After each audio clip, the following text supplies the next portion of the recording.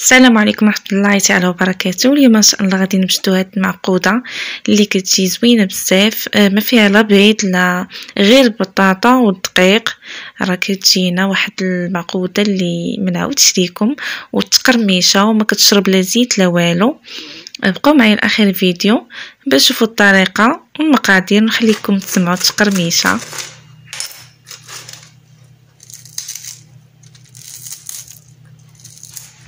عندي كيلو ديال البطاطا، استعملت هاد متوسطه هكا صغيره، تكون من الاحسن تكون هاد الحمراء. الا عندكم حتى ديك البيضه ماشي مشكل، ولكن من الاحسن تكون هاد الحمراء باش كتبقى شاده في راسها، ما كتجيناش معجنه بزاف. صافي غادي ناخذ كوكوط وغادي نعمر عليها بالماء وغادي نخليها كتسلق بالجلده ديالها. صافي علاش قلت لكم استعملوها صغيره. صافي من بعد ما يدخلها الطياب هكا كنقلبها بالموس، كنلقاها دخلها الطياب، كنصفيوها من داك الماء ونحاولوا نقيوها وهي سخونه باش تهرس معانا، ما نخلوهاش تبرد، ما غاديش تبغي تهرس معاكم. صافي الا جاتكم سخونه ساعدوا بالموس بحال هكا. صافي من بعد غادي ناخذ واحد الفورشيط وغادي هكا نهرسها، ما تبالغوش في التهراس ديالها هكا، ما تخليوهاش تجي معجنه بزاف، خلوها شاده في راسها شويه. نتوما غادي تهرسوها ولكن ماشي بزاف، عاود ما تبقاوش كتمعسوا فيها تتعجنوها بزاف باش تجي هكا شاده في راسها. صافي غادي ندوز نوجد الخلطه اللي غادي ندير فيها المعقوده، الخلطه السحريه اللي بالدقيق والماء. غادي نحتاج فيها الدقيق ديال الفورص ديال الحلويات، هكا استعملت 3 معامرات تقريبا 200 غرام. صافي غادي نضيف عليها هكا معلقه كبيره ديال الخميره، عندي حبوب، اللي عندكم حتى المعجونه دوبوها شويه ديال الماء سخون دافي وزيدوها. عندي معلقه صغيره ديال الكركم او الخرقوم ومعلقه صغيره ديال التحميره والملحه على حساب الذوق. صافي هنا غادي نخلط وغادي نزيد الماء يكون دافي هكا. انا ضفت كاس وغادي نخلطو مزيان هكا تشوفوا القوام ديالها.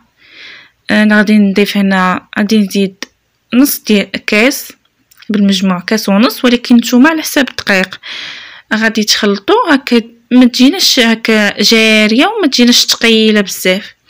المهم نتوما غادي تشوفوا القوام، انا غادي نوريه لكم. ضروري تتبعوا نصائح ديال هذه المرحله باش كتنجح معاكم.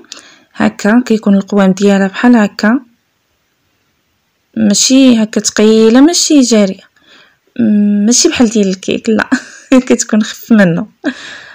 صافي غادي نغطي عليها وغادي بلاستيك ولا هكا بمنديل، نحط فوق منها واحد البصيل وغادي نخليها 15 دقيقه، عاد غادي نرجع ليها.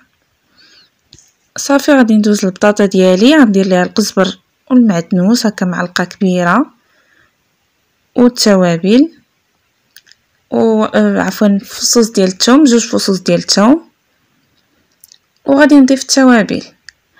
عندي معلقه صغيره ديال الخرقوم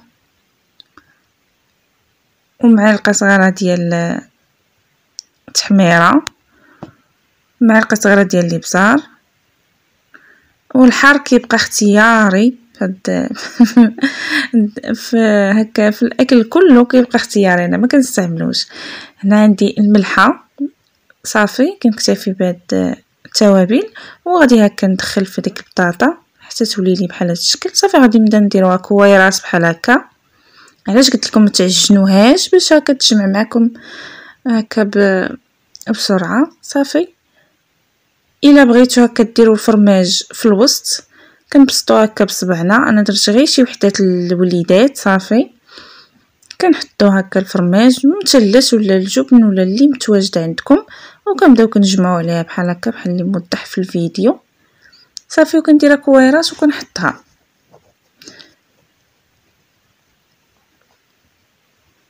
ونوجدو هذيك الصوص اللي كتجي حتى هي خطيره، مرافقه ديالها كتجي زوينه. وعاد على ما تخمر معنا الخلطه ديالنا، عندي هنايا مطيشه محكوكه، هذه ضروري ما هكا تسلقوها وتطحنوها بالقشره ديالها في الخلاط الكهربائي وتصفيوها. هادشي اللي درت. زدت عليها معلقه كبيره ديال الخل، الزيت الزيتون ولا المائده، زيت المائده، عندي القزبر ومعدنوس هكا معلقه صغيره، والابزار والملحه والتحميره معلقه صغيره، والملحه على حسب الذوق. صافي غادي نحطها فوق البوطه حتى كتبدا كتسخن معايا 5 ديال الدقائق صافي، وكنطفي عليها وها هي واجده. هنا بعد ما اختمرت ليا هذيك الخلطه ديالي غادي يكون هكا، حطيت الزيت حتى كيسخن، شتو كيولي القوام ديالها راه كتختمر، ما كيبقاش هكا جاري، راه كيزيد كيتقال. داكشي باش قلت لكم ما تقلوهاش من الاول.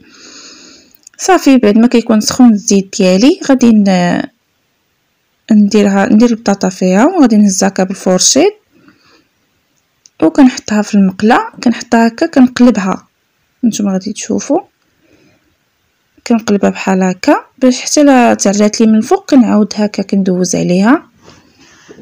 داكشي علاش خصو يكون هذاك العجين يكون ناجح معاكم باش ما يجيكمش ثقيل وما يجيكمش هكا خفيف ما يشدش فيها. المهم هذا هو القوام. صافي وكنخليها كتقلى حتى كتحمر، كتاخذ لينا داك اللون الاحمر.